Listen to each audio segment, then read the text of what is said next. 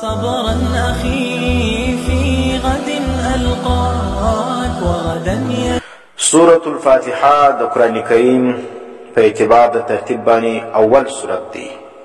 څه مطلب؟ د قرآن کریم چې کوم سورتونه په ترتیب باندې لیکل سوي دي په هغو کې اول سورت سورة الفاتحه ده. او دا سورت چې کوم دی دا مکی دی. ګورم لوړ لیکل سورة الفاتحه مکیتون. مکی څه معنا چې په مکه شریف کې نازل سوی دی؟ صحیح تعریف یې دا دی چې قبل هجره نازل سوی دی. یو هغه سورتونه دي چې نبی علیه السلام د هجرت بعد نازل سوي دي. یو هغه سورتونه دي چې نبی علیه السلام د هجرت مخکې نازل سوي دي. نو چې کوم سورتونه پر نبی علیه السلام باندې د هجرت څخه مخکې نازل سوي دي هغه ته مکي ویل کېږي. او کوم سورتونه چې د هجرت بعد پر نبی علیه السلام باندې نازل سوي دي هغه ته مدني سورتونه ویل کېږي.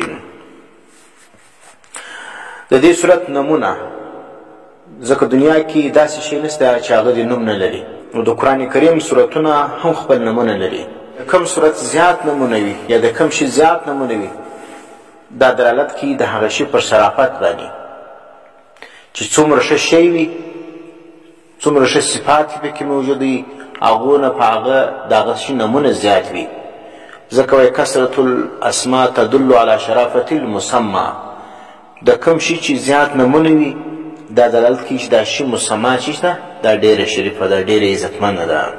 نو د دې صورت چې کوم دی هغه 22 نمونه دي. 22 نمونه د دې صورت دي. په هغو کې مشهوره نوم چې کوم دی هغه الفاتحه ده. فاتحه څه ته وایي؟ افتتاح ته وایي. دې ته فاتحه ولې ویل کېږي؟ ځکه په دې باندې د قرآن کریم شروع سوې ده.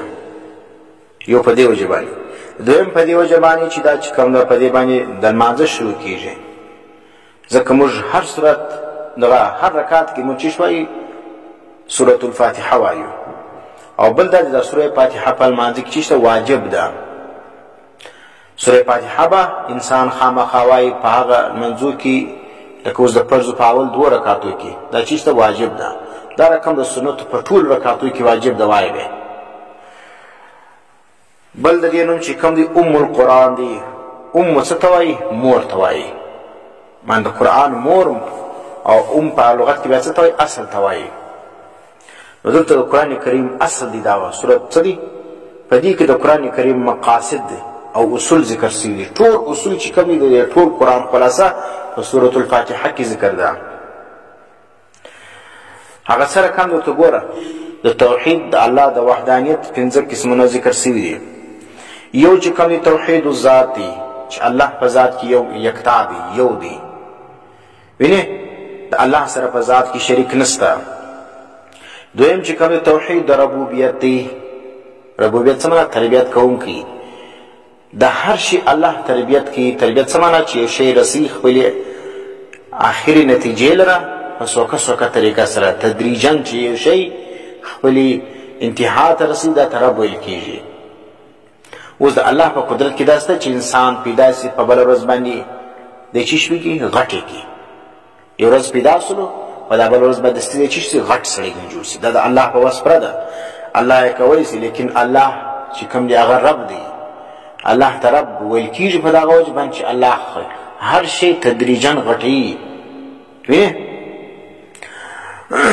اوس انسان سي اول کوچنی بیا دغه وروسته ګوره غاښونه هم نه لاس پښې هم کار نه کوي. وینې دا چې کوم سوکه سوکه لاس هم کار شوی کوي پښې هم کار شوی کوي. وینې غاښونه هم راسي بیا غټېږي بیا پل واهي بیا نو یو غټ انسان جوړ شي. نو دا ته توحید ربوبیت وایي چې الله چې کوم دی هغه رب دی. څه معنا؟ د هر شي تربیت کوي په سوکه سوکه طریقه باندې. په دې کې دا موږ ته د انسانانو ته الله دا تربیت ورکوي چې انسان له پکار دی چې هغه د خپل اولاد یا د خپلو شاګردانو تربیت څه وکړي په سوکه سوکه طریقه باندې وکړي. دا رقم نه دی چې په یو ورځ باندې ټول احکامات ټول ښه شیان چې کوم دی هغه ورته ذکر کړي چې بس نن دا باندې عمل وکړه دا ګرد باندې تر ماښام عمل غواړم. نو ټول شیان چې کوم دی په هغه باندې په یوه ورځ باندې کوچنی عمل نشي کولی. نه شاګرد چې کوم دی هغه دومره قدر زیات وس لري چې ته ګرد شیان پر ده باندې په یوه ورځ باندې لازم کړي و دا سبا له زه غواړم. نن څوک نن یو شی ورکړي وینې نن د لمانځه حکم ورکړي، سبا چې کوم دی د رښتیاو حکم ورکړي، بل سبا د دروغ څه منع کړي. وینې دا رقم سوکه سوکه چې کوم دی هغه ته بیانوي، نو بیا به څه شوي؟ دا د استاد ته مربي ویل کېږي، مور پلار ته مربي ویل کېږي. نو لکه څنګه چې الله خپل بندګان د هغو تربیت په څه رقم طریقه کوي، انسان له پکار دی چې دا رقم مور پلار له پکار دی چې خپل اولاد تربیت په سوکه سوکه طریقه باندې وکړي. استاد له پکار دی چې خپلو شاګردانو تربیت په څه باندې وکړي؟ تدریجاً یې وکړي. دریم چې کوم دی توحید اسماء او د صفاتو دی. وینې معنی په دې صورت کې دریم قسم توحید ذکر کېږي، توحید د اسماء او د صفاتو، چې د الله اسماء چې کوم دي الله په خپلو نومو کې یکتا دي، په خپلو صفاتو کې یکتا دي. د الله رقم اسماء د بل چا نه دي، د الله رقم صفات د بل چا نه دي. څلورم چې کوم دي توحید د الوهیت ذکر کېږي. څه مقصد؟ چې الله چې کوم دي هغه مافوق الاسباب د انسانانو حاجتونه اوري، وینې او پوره کوي یې. الله چې کوم دي مافوق الاسباب متصرف دي په دې کائناتو کې. د الله سره مافوق الاسباب ته بیریږي. اوس ګور یو بیره ده، یو دی بیره ده چې انسان د یو شي څخه بیریږي خو هلته سبب موجود وي. هغه د الوهیت بیره نه ده، هغه د خدای توب بیره نه ده، هغه ګناه نه ده. لکه اوس ګوره شیر را روان دی، سپی را روان دی، توره ده، چاړه ده، ګولۍ ده، مشین دی. د دې څخه هر انسان بیریږي ځکه دا سبب دی. د اسبابو څخه بیره چې کوم ده دا ګناه نه ده. یو دا رقم دی چې شی موجود نه وي ته ځینې بیریږي. لکه څنګه د مشرکانو عقیده چې وله د خپلو بوتانو په باره کې دا عقیده درلودله چې کور ته به ناست وو، ویل یې دغه بوت چې کوم دی دا په ما باندې خبر دی یا الله خبرېږي. وینې الله دا علم ورکړی دی، زما په حالاتو باندې خبر دی. پلانی بوت چې لات یا عزا ده یا منات دی، دا زما په حالات خبر دی. اوس کما چې د حکم نافرمانی وکړه، زه به څه به کېږم؟ تباه کېږم به. دا رقم نن سبا هم دا رقم مشرکان سته. څه کوي څوک د حضرت علی رضی الله تعالی عنه څه بیریږي، وایي علي مشکل کشا دی. حضرت علی په کائناتو کې چش کی تصرف کوي، هر وخت نارې وایي یا علی مدد. دا یا علی مدد څه دپاره ته وایي؟ مقصد یې دا دی چې حضرت علی رضی الله تعالی په کائناتو کې اختیار ورکړی دی. حضرت علی چې کوم دی هغه پر ما باندې متصرف دی، زما په حالاتو خبر دی. الله دونه طاقت ورکړی دی چې زه درته آواز وکړم دی زما مشکلات حل کوي. نو دا عقیده د شرک ده. حضرت علی رضی الله تعالی دونه اختیارات نه جوړ کړي. او څوک بیا دا نارې وایي یا رسول الله مدد. نو یا رسول الله مدد څه معنا؟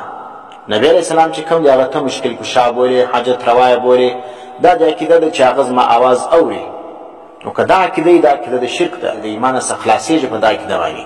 نو دا نارې مه وهه. ځکه سورة الفاتحه کې توحید د الوهیت ذکر کیږي. او بعضې مدرسو هغه څه کوي یا پیران پیر شیخ عبدالقادر جیلاني ته نارې وایي، هغه متصرف بولي، هغه عالم الغیب بولي، هغه په کائناتو کې چیش بولي؟ اختیارمن بولي. نو نه حضرت علی اختیار لري په دې کائناتو کې، نه نبی علیہ السلام اختیار لري، او نه پیران پیر لري، نه یو بل ولی لري، نه یو فرشته لري، نه یو جن لري. پیرانانو په دې کائنات کې اختیار نه لري. دا ټول عاجز مخلوقات د الله.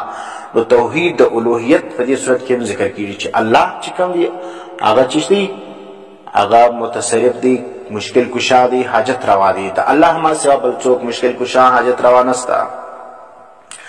پنځم قسم چې ذکر کیږي توحید د حکم او د تشریع ذکر کیږي. توحید د حکم څه معنا؟ چې په دې کائنات کې صرف د الله حکم چلیږي. ان الحکم الا لله.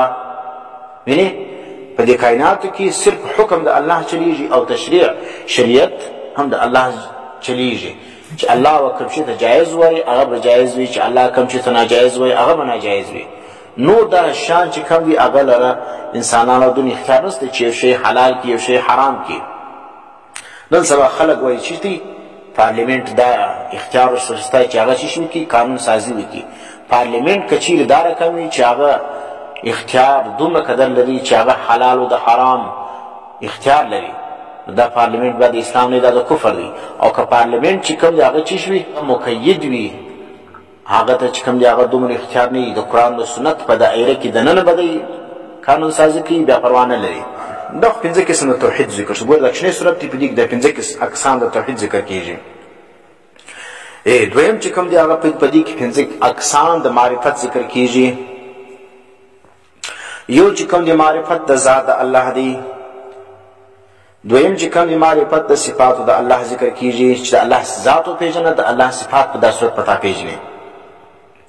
دریم چې کوم دی د الله حقوق پتا باندې پیژني چې د الله کم حقوق دي. او څلورم چې کوم دی صراط درشي هغه لار درشي چې د الله حقوق لره تللې ده صراط مستقیم. او پنځم چې کوم دی معرفت د اهل طریق درشي چې په دې صراط مستقیم باندې څوک ځي هغه هم وپیژنه او هغه کسان هم درشي چې مخالف د دې لارې وي چې په دې لار باندې نه ځي. د څونه کوچنۍ صورت ګوره په دې کې معرفت د ذات د الله، معرفت د صفاتو د الله او د حقوق د الله او د هغه لارې چې د الله حقوق لره راځي سیده لار ده. او دا هم درشي چې په دې لار باندې څوک ځي اهل طریق او مخالف د دې لارې چې هغه څوک دي مغضوب علیهم او بل گمراهان دي. دا پنځه اقسام د شیشو د معرفت ذکر سره. په دې صورت کې بیا پنځه نمونه د الله ذکر کیږي. پنځه نمونه هغه کم دي؟ هغه دا دی یو الله دی لکه ورسوي الحمدلله الله نوم سلو. دویم چې کم دی هغه د الله نوم چې رب دی دا نوم صفاتي نوم دی دا رب دی دا دوه نومه. دریم چې کم دی الرحمن دی دا درې نومونه سلو. الرحیم دا څلور نومونه سلو. مالکی دا پنځه نومونه سلو. پنځه نومونه د قرآن په سورة الفاتحه کې د الله ذکر کیږي. بل په دې صورت کې رد دی پر ټولو فرقو ضالو باندې، پر ټولو ګمراه فرقو باندې دا صورت رد کی. دونه چنې صورت کې سړی وای بیا معنیږي په دې صورت کې پر ټولو باطلو فرقو باندې رد دی. اول رد دی په مشرکانو باندې، ویني پر کافرانو رد دی. کافران باندې رد دا رقم دی چې الحمدلله ټول صفتونه د خدای توب الله لره دي. نو اوس کافر خو خدای نه مني، یعنی چې الله نه مني هغه کافر هغه د ذکر کړل چې حمد هغه ذات لره چې هغه الله دی، معنا الله ستا ته انکار کوي. اوس به هم د مشرکان چې الله مني او د الله سره د الله صفاتونه بندگان تور کوي هغه باندې رد دی چې لله دا ټول صفاتونه د خدای توب خاص الله لره دي. ویني لله چې اشاره ده تخصیص دی اشاره ده. او بیا چې ایاک نعبد و ایاک نستعین خاص تاسو مدد غواړو. دا مرد دی پر مشرکان باندې. مشرکان خو یا رسول الله مدد وایي، یا شیخ عبدالقادر جیلانی مدد وایي، یا پیران پیر وایي، یا علی مدد وایي. دا ناری وایي. نو سوره فاتحه کې چې ذکر کیږي تخصیص د شا ذکر کیږي، د استعانت بالله ذکر کیږي چې خاص مرد الله سره مدد غواړو. ایاک نعبد و ایاک نستعین خاص تا عبادت کو اے الله، و ایاک نستعین او خاص تا مدد غواړو. دا مفعول مختکړی دی. دا مفعول محتوای دلالت کی پر تخصیص به ذکر قاعده موږ ویل په عربي زبان کې چې التقدیم ما حقه التاخير يفيد الحصر والاختصاص. د یو شي حق چې ورستوالی وي تیر مخته کې دا دلالت کی پر دې خبره باندې چې دا شی چې دا خاص دی. نو دلته چې مفعول ګوره وروسته راغلی لیکن قرآن مخته کې د فعل سه مخته ذکر کې څه معنا دلته خصوصیت معنا موږ کوو. ایاک خاص تا نعبدو موږ عبادت کوو. ګوره خاص تا عبادت کوو، بل یو چا عبادت نه کوم، بل یو چا ته سر نه کښته کوم، قبر ته نه کښته کوم، بت ته نه کښته کوم، انسانانو ته نه کښته کوم. او بل چیز دی و ایاک نستعین خاص تا څخه نستعینو موږ مدد غواړو، خاص تا څخه مدد غواړو. د اولیاءو، د پیرانو، د پیرانانو، د جناتو څخه، د ملائکو څخه د یو چا څخه مرشش نه غواړو، مدد نه غواړو. دا دروشل پر دې باندې چې رد پر مشرکانو باندې په دې صورت کې ستا. او رد دی پر قدریو باندې، رد دی پر چا باندې؟ قدریه او جبریه باندې. یو فرقه وایي چې انسان اختیار نه لري. ویني جبریه څه وایي؟ انسان اختیار نه لري. انسان دی لکه څنګه چې هغه د درختې پاڼه شوري دا رقم هغه چې هوا راسي بیا شوري، انسان هم دا رقم بې اختیاره دی. نو رد دی په دې باندې ځکه انسان په دې صورت کې څه وایي ایاک نعبدو یا الله موږ خاص تا عبادت کو. انسان خپله وایي چې موږ ستا عبادت کو، نو انسان بې اختیاره نه دی، انسان اختیار لري. ایاک نستعین یا الله خاص تا څخه مدد غواړم، نو چې دا دی وایي زه غواړم دا معلومه خبره ده چې زه څه شی اختیار لرم. او اهدنا ګوره دا فعلو نسبت انسان خپل ځان له کوي، نو معنا یا الله ما ته هدایت وکړې، نو چې دی بې اختیاري دی څنګه دا وایي چې ما ته هدایت وکړې؟ معلومه خبر ده چې دا چیز انسان اختیار لري. و دا رقم رد دی پر روافض باندې پر شیعګانو باندې هم رد دی چې هغه وایي صحابه کرام دا بد خلک دي. شیعګان او روافض باندې دا صورت رد کوي. ته څنګه د اکشني صورت کې ردونه ډېر شان ذکر دي؟ نه دا ګرد شان په دې صورت کې ذکر دي. ذکر صراط الذین انعمت علیهم، منعم علیهم څوک دي؟ انبیا دي، صدیقین دي. حضرت ابوبکر صدیق اول صدیق دي. شهدا شهیدان څوک دي؟ حضرت عمر فاروق دي، حضرت عثمان غنی دي. ویني صالحین کې ټول صحابه کرام داخل دي. منعم علیهم دا پنځه څلور قسمه انسانان دي. انبیا سلو، صدیقین سلو، شهدا سلو، صالحین سلو. دا کې دا ټول صحابه کرام داخل دي. په صحابو کې شهیدان هم ولو، صدیقین هم ولو او صالحین خو ټول ولو. نو دا چې سلو دا رد دی پر دې باندې، پر چا باندې؟ پر روافض او پر شیعګانو باندې. ځکه هغوی صحابه کرام ګرد مرتد سوي ولو، کافران سوي، نعوذ بالله. او دا رقم رد دی پر ټولو مبتدعینو باندې، بدعتیانو باندې هم رد دی. وینې چې هغه څه کوي په دین کې د ځانه طریقې راباسي. نه په دین کې به د ځانه طریقې نه راباسي. اهدنا الصراط المستقیم، راوښیه موږ لره صراط مستقیم. وینې سیده لاره راوښیه. نو الله درته وایي صراط الذین انعمت علیهم، لار د هغه کسانو ته ما ته راوښیه چې پر هغو باندې تا انعام کړی دی. نو هغه څوک دي؟ مرثل انبیا دي، صدیقین دي، شهدا دي، صالحین دي. نو اوس دا مبتدیین څه کوي؟ هغه زه پر هغه لار ځم چې هغه زما خوښي، چې په دین کې دا نه ذکر چې دا حلال دی که حرام دی، بس زه اختیارمن زه د خپل په اختیار باندې هغه شی کوم.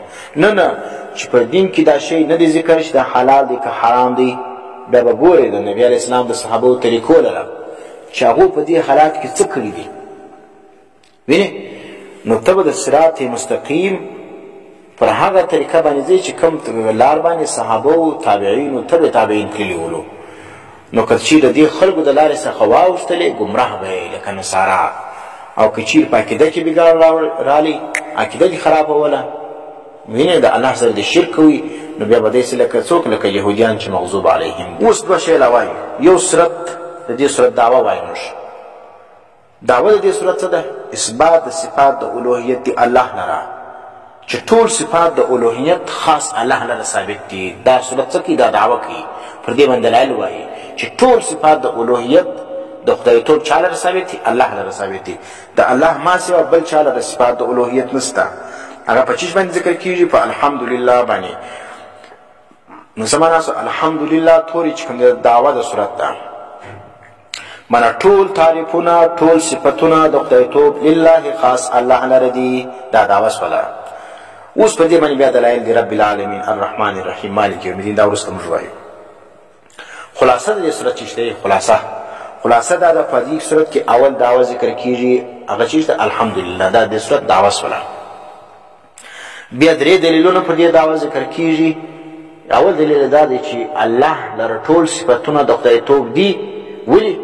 چې رب دی د ټول عالم، رب دی د ټول عالم. دویم دا دی چې الرحمن، وینې الرحمن الرحیم. په پیږي او بل چې کوم دی مالک یوم الدین. دا درې دلایل سره. او دریم چې کوم دی هغه نتیجه ذکر کوي په عبادت باندې او په استقامت باندې صرف الله دپاره، چې معنا صرف عبادت او استعانت به د چا کې د چا څخه کوي غواړي؟ صرف یو الله څخه غواړي. دا نتیجه د چا ده؟ د توحید ده. او څلورم چې کوم تعلیم د دعا د هدایت دی، د هدایت د دعا تعلیم درکې دا صورت چې اهدنا الصراط المستقیم. او پنځم چې کوم دی ذکر د فرقې ثلاثو دی. دا صورت درې فرقې ذکر کوي. یو هغه کسان دي چې هغه سم کسان دي، هغه ته موږ شی وایو منعم علیهم وایو، چې کوم کسان پر هدایت باندې روان دي. وینې دا جماعت ذکر کوي. بل جماعت چې دي غیر المغضوب علیهم، مغضوب علیهم چې یهودیان دي، گمراهان دي جماعت بیا چې دا بیا غلط خلق دي ولضالین او بل چې گمراهان دي چې نصارا دي نو ګوره دا ذکر د درو فرقو صراحتن سوره فاتحه کړي د درې جماعت ذکر کړي یو منعم علیهم چې ښه خلق دي سم لار باندې روان دي دویم چې کوم دي مغضوب علیهم یهودیان دي تفصیل وروسته موږ وایو او دریم چې کوم دي هغه ضالین دي گمراهان نو دا صورت ګوره مختصر صورت دي اسماء هم ګردواني ذکر کړي د دې صورت به ډېر نمونه هم دي او بیا مې دې چې ذکر کړل په دې کې چې کوم دي هغه توحید څو اقسام دي معرفت څو اقسام دي د الله څو نمونه ذکر شوي دي او رد پر څو فرقو باندې موجود دي په دې صورت کې دعوا مې ذکر کړله او بیا مې خلاصه ذکر کړله